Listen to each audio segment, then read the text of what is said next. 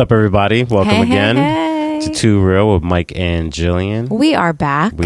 We missed you last week. Yes, we did miss you. Life has been a little bit crazy. Just a little bit. Lots of twists, turns, ups, and downs. And unfortunately, we did not pre-record any podcasts, and we just needed to take a week and not do that. But appreciate all your messages. Like, there are times when you're recording a podcast that you're like, does anyone actually listen to this? Like, obviously we see the analytics, we see the subscribers, all that mumbo jumbo. But Mumbo jumbo. But a couple of you reached out like, hey, missed the podcast this week. Hope everything's okay.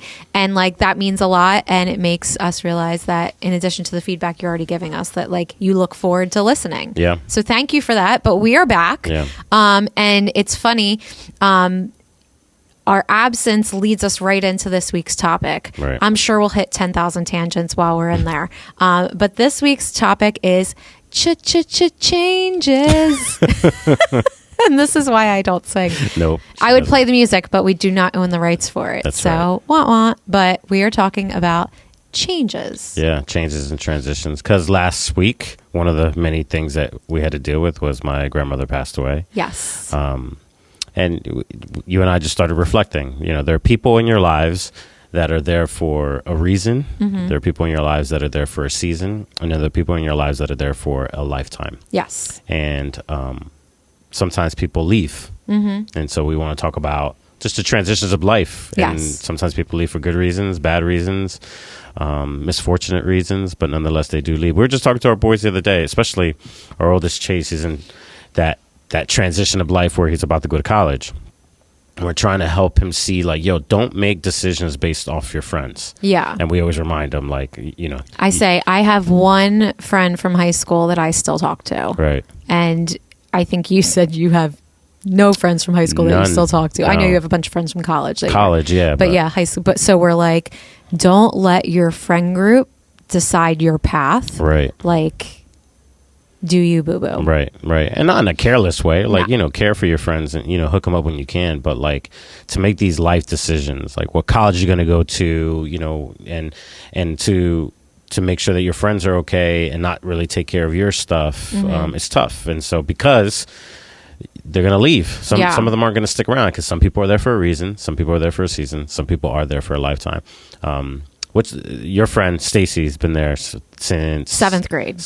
We've been best friends since seventh grade. Yeah, so she's a ride or die. She's a ride or die. And my best friend, he's been in my life ever since freshman year of college. And he's kind of dude that he and I pick up right where we leave off. Right, he moved around, you know, across the world literally. Yeah, and we could go for like 2 months without talking, and no sweat off each other's backs. We just pick up right where we leave off. And so, and I know that's how your friendships are. Oh, as absolutely. Well. It has to be if you have this understanding of how. I mean, crazy Stacey and I is. have weeks where we just exchange memes on Instagram daily, but we don't have like an actual conversation. And then we have moments where like we're on the phone for 3 hours. Yeah. And it's funny. There's memes that go around like, are they really your best friend if you see them more than twice a year? And that's true. Like the season of life and stuff like that, like her and I see each other in person not as often as you would think, but there's constant communication in one way or another, whether it be surface level or super deep. But that depth of relationship really allows for that, you know. And I think it's natural. I think we need to give people the freedom to go, it's okay to that you have those good relationships that are there for a lifetime, right? But then you have the relationships that you build at work or at school. And it's not that those relationships are shallow or those relationships are meaningless, but like it's easy to have a relationship when you're in proximity, when you're like constantly with that individual. So I have relationships at work, right? We meet with people like Rob and Steve and Efren on a weekly basis, right? Yeah. And so it's easier to have that connection. Yeah. Because the proximity is right. there. You're always with each other. Yeah. But then if things happen and they're not around, some people walk away and go, was that a real relationship? Yeah, it was a real relationship, but life will take you in different directions. Yeah, like I have people that I've worked with in the past in the mortgage industry that I would sit next to, and it was like they were like my person to get through the work day, you know. But then once you didn't work there anymore, like you didn't that relationship kind of faded. Not that it wasn't that way, and like I'll randomly see people like that here and there, and like it's like, oh hey, how are you? Like you know what I mean? Like you catch up, and it's cool, but it doesn't mean that, again, it doesn't mean that that wasn't a relationship, and it doesn't mean that something necessarily happened. It's just life. Right. Yeah, it's that season. Right. I do think sometimes that whole like, that's my work wife or my work husband, it could be a little unhealthy. You know what I'm talking about? Do they still do that? Like, I don't know. I haven't been in the corporate world in like 7 years. How does your real wife feel about that? Yeah. But then also, like, you can have friends come in and out. Depending upon seasons. You know, I had a friend that we were pregnant together and our kids started to grow up together. And then there was a little like tiff that happened. And so we didn't talk for a few years, but then like life started coming back around and I really felt it on my heart that I wanted to like reach out and apologize to her for that. And we apologized, like we talked it out, we had that moment, and now it's like we're super cool again, and like she's one of my go-to people. So it's funny how people can also go in and out. Yeah.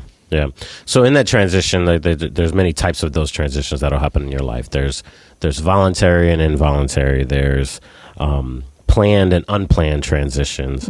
There's good and there's bad reasons why people leave. And so like when someone leaves for a good reason, it could still be like, there could still be heartache, but you know, like it's a good reason. Like, example, I know we're beating this dead horse, but like our son going to college, right? That's a good reason. It is. And right? I actually, when we had lunch with him after church on Sunday, I said to him, I know that I say to you, like, I'm going to be devastated when you leave, like I'm not ready, and it's not that those things aren't true.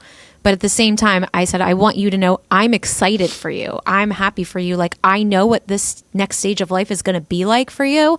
And I can't wait to watch it. And I can't wait to be there for you. So as much as it's going to break my heart to walk past his room and him not be there, and know like the next time he'll be home is like Thanksgiving. I'm also like, I can't wait to sit front row and watch and see how his like life unfolds. Yeah.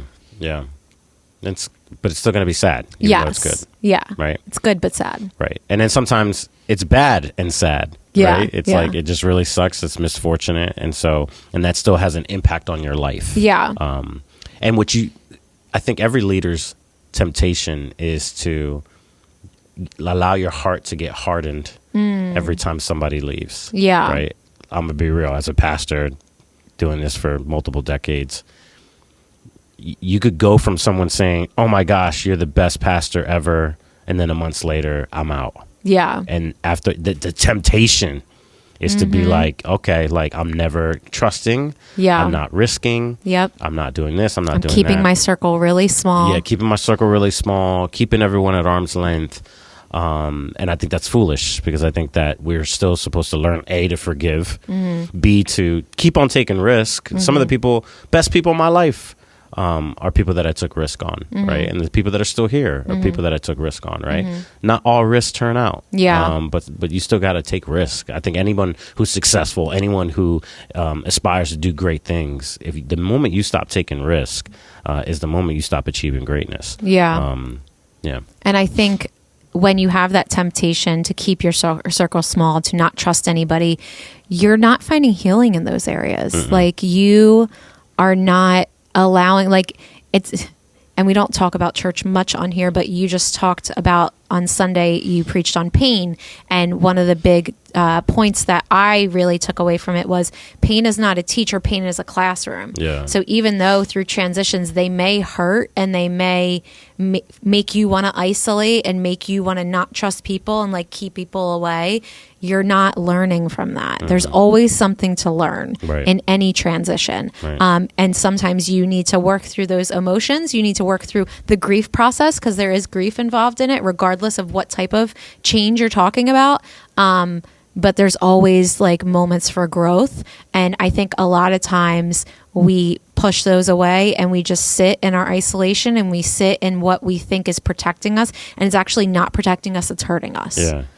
I didn't have a chance to go you mentioned the sermon, so I want to pick your brain, being the first lady of Fervent. Oh my goodness, I know hate you love that title. But like, what is it? I didn't have a chance to explain this, but I would love to hear your take on it. What happens when we, I do agree with myself. Pain is the classroom. Truth should be your teacher. But what happens when we allow pain to be the teacher? We allow pain to be the teacher. Just like I said, you're not learning from the opportunity. You're going to continue to live a small life. You're not going to have any sort of awareness. Whatever you're feeling in that moment, if you allow pain to just be the teacher and not the classroom, you're reaffirming that's the truth, right? Not the actual experience itself. Yeah. Does that make sense? I think you'd easily buy into lies, and you could easily go into protection mode, right? Yeah. When pain's a teacher, when anything in our body hurts, your body compensates for it. Yeah. Because it doesn't want to feel that pain anymore. Yeah. And so you go into protect mode. Yeah.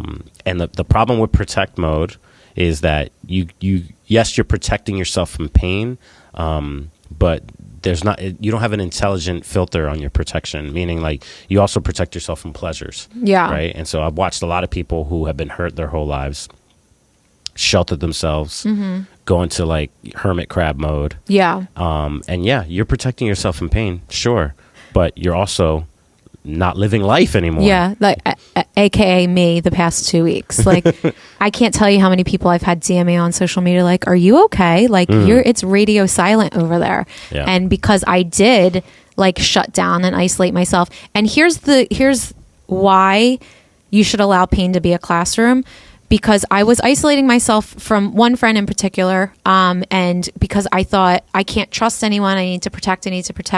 And when I finally came out of that fog, I went to her and I apologized. And I don't even know that she realized that I was doing it, but I was just like, you know what? I just want to apologize to you. I'm really sorry. Yeah. I was protecting myself. I was in this like zone, and that's not fair to you, and you've always been a great friend to me, and so I want to apologize for that. And just that that healing for myself, but also that growth in our relationship from that point forward, I think as well. I think it showed me that like there is value in like apologizing, and it also showed her that like I'm going to keep it real, and I do value our relationship, and I will come to you if there are things that are like, if it feels weird, you know what I mean? Does that, I always ask if that makes sense, because like in my head it makes sense, but then sometimes like I go a mile a minute because I'm a verbal processor. And sometimes like I feel like my words aren't linear. So that's why I'm like, does that make sense? Does that make sense? No, I think it makes sense. I think people definitely could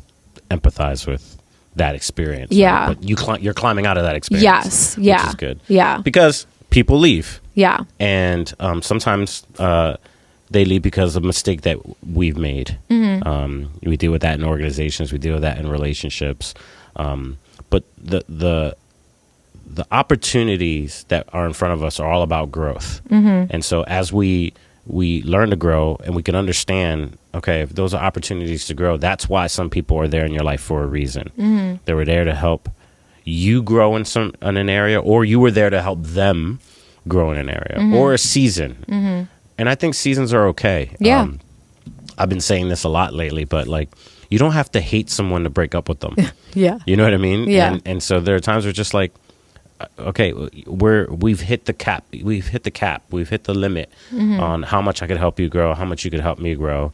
It's time for a change. Yeah. And that's not a bad thing. No. It's not a bad thing. Even when it comes to churches, like, I hate it when people are like, all the Christian people could definitely empathize with this statement. When you hear the people go, well, God told me to leave, right? Or God told me to come here.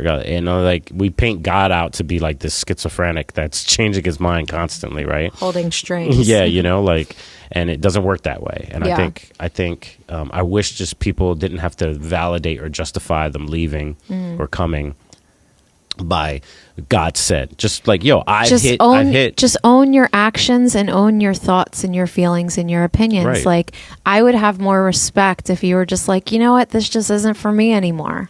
And that's fine. That's totally fine. But I would respect you so much more. make up all these other things rather than just saying what it truly is, is like, hey, Pastor Mike, I've been praying and processing, and the Lord's leading me away. Oh, No, word? just Because just say you don't. 3 months ago, you just said the Lord was leading you to stay. Yeah. You know what I mean?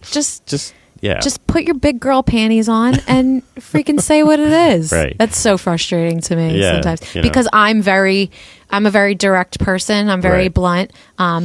If I don't feel the confidence to say what I'm really thinking or feeling, I won't say anything at all. Yeah.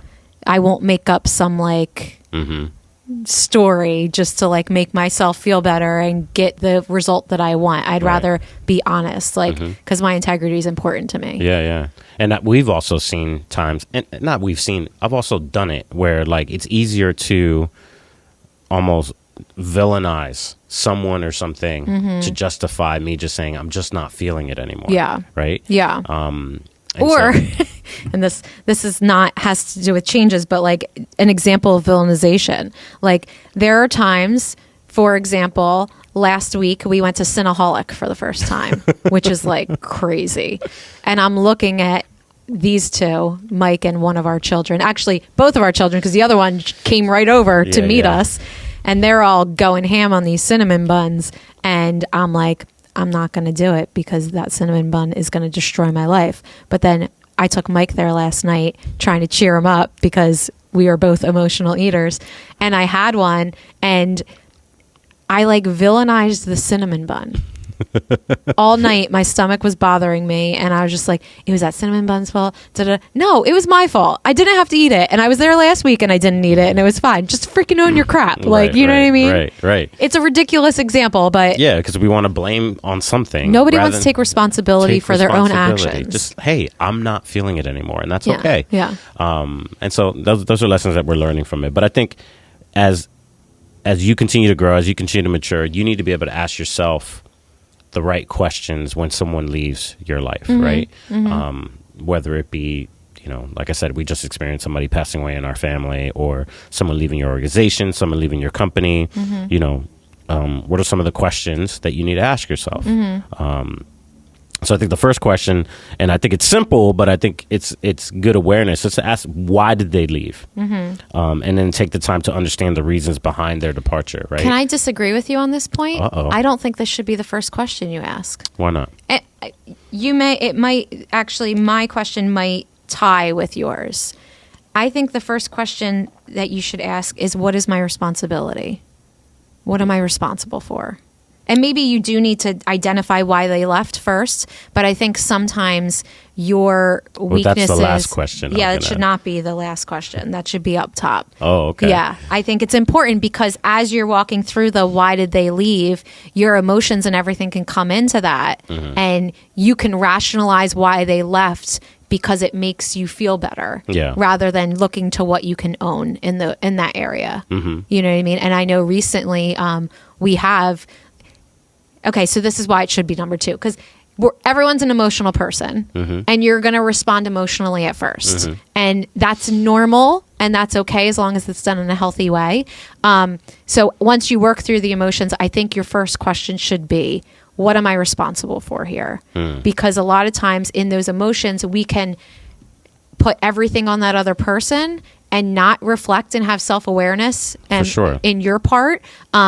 And there are times that we could, if we're the type of person that just likes to beat ourselves up, we could also put all of the blame on ourselves, which is not fair either. No. Codependent people, raise your hands, woo, woo, right here. We do that a lot. We like to, if you're in a bad mood, the first question I'm asking myself is, why is he in a bad mood? Did I do something? And I'm like, it's something I have to consciously work on. Like, his mood is not my responsibility most of the time. So let's work through the emotion first of what the issue is, and then let's see what I can own in it. So I kind of jacked up all of your points, so you can just jump right back in. That's why this is too real. We're just going to flesh it out. I agree with you. But in order to own what you're supposed to own, I guess maybe the better question would be not why did they leave, but what's the reality of this event, right? Because if not, you might, like you just said, you might own the things you're not supposed to own. Or you might blame them for things they're not supposed to be blamed for. Like, what's the reality here? So kind of take a moment to dissect, to process what's actually at work here. Yeah. Because the reason people the reason people give you sometimes Is never isn't the the real answer. reason that they left, right? Yeah. You know, it's like, you know, you're breaking up with someone. It's not you, it's me. I'm just not attracted to you anymore. You know what I mean? Or some stupid thing like that. To understand, okay, let's, and that requires conversation. That requires contemplating, meditating on it. You know what I mean? Yeah, and I'm going to keep on shouting out this book because I'm going to read it again once I'm done reading this version or this time. It's called No Excuses, The Power of Discipline. And today's chapter was discipline and problem solving. And when a problem arises, the author said, you need to ask the question, what is the problem, 20 times? Because the problem is never the first time. You need to keep on. Okay. And for example, like it's in the business aspect of the book. So the problem is, why are sales low? Well, sales are low because we're not doing this. Sales are low because this company's doing that. Sales are low. Da, da, da. And as you work through the 20 questions, you can go back and you can look at all of the answers and be able to like really like pinpoint what you're looking at there. Yeah. And I thought that was like really key because a lot, like you said, what the problem is, and I use those finger quotes, is normally not the actual problem because people are afraid to just say what it is. Right. And yeah, so I think by keep on asking, well, what is the problem? Well, what is the problem? Well, what is the problem? And seeing that list of answers can help you really pinpoint. Right. All right. So together, let's I think the first question should be like, what's the reality of this event? Right. To find out the truth first, then to own what you need to own. Yeah. And then I think it's also wise to ask yourself, like, were there any warning signs? Right. Because I think as leaders, as you're growing as a leader, and not in a fearful way. I'm not trying to add more like evidence to feed your fear, but more evidence to feed your awareness. Right? What were the warning signs when you look back and to see were there any things that you missed or ignored? I always say this.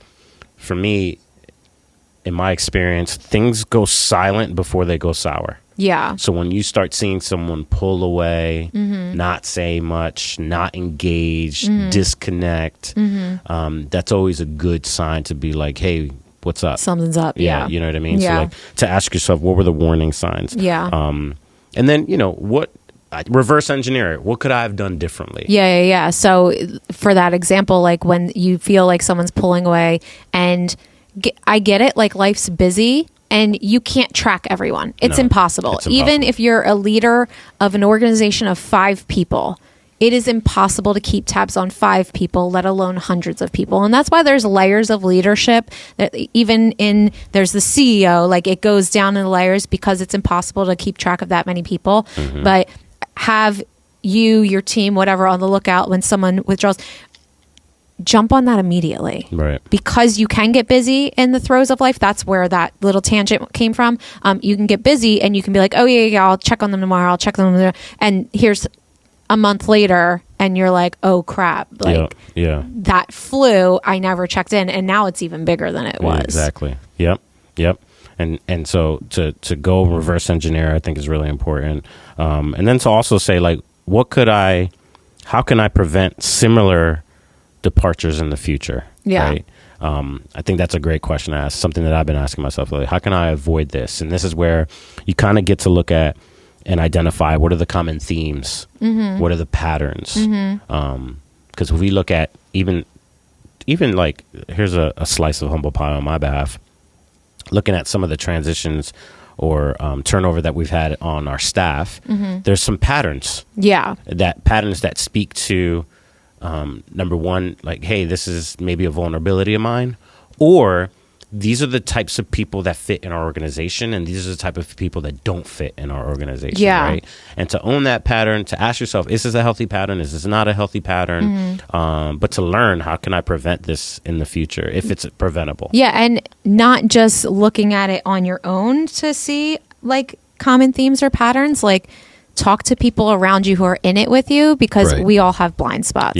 And we're lucky that we do have people in our lives that are like in our immediate circle that do day-to-day life with us, or people that like they're like the next layer, but we have them to speak into those areas, because we're like, we don't know it all. Right. What do you see in here? Like, Yeah. because there are times where I look at Mike and I'm like, are we crazy? Like, are we like completely oblivious? Like what? And to have those people that, number one, we've given authority to be like, no, tell us, like, don't sugarcoat it. Don't sandwich method me. Just tell us. Yeah. And they are confident in giving it to us, like, straight up, like, nah, like, I could see this. Yep. That's on you, boo boo. Right. And you're like, I own that. I see Yep. that, you Yep. know? Yep. And I think the last question is to what else can I learn from this experience? Yeah.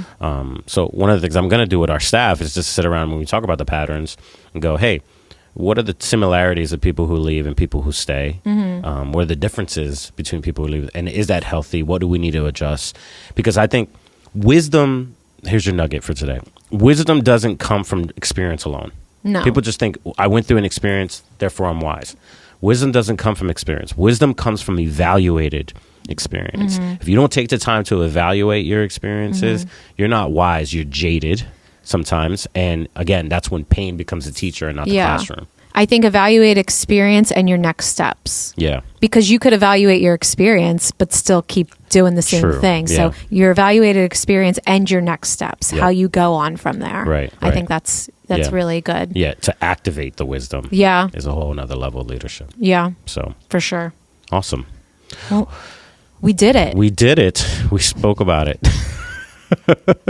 We dropped it. But thank you guys for listening today. Whether you're a leader of an organization, a parent, a friend, anything, this could apply to any area of your life. You don't have to be in the same roles as we are. But I think there are some nuggets that you can pull out of that. I think awareness is key. I think that evaluated experience and action from there is super important. And at the end of the day, we just want to see you grow, and we're growing alongside of you. That's why this is called Too Real. Like, we do not claim perfection. We're learning day by day and just keeping ourselves open to those moments. So we hope that you had some of those moments alongside us today. So be sure to check us out. We're on YouTube if you want to see our smiling faces. You can watch the video format of this. We are on Spotify, Apple Podcasts, Google Podcasts.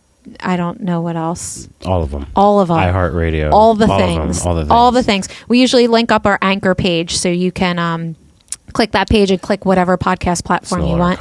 It's called Anchor for Spotify or something like that. It's called Podcasters for Spotify.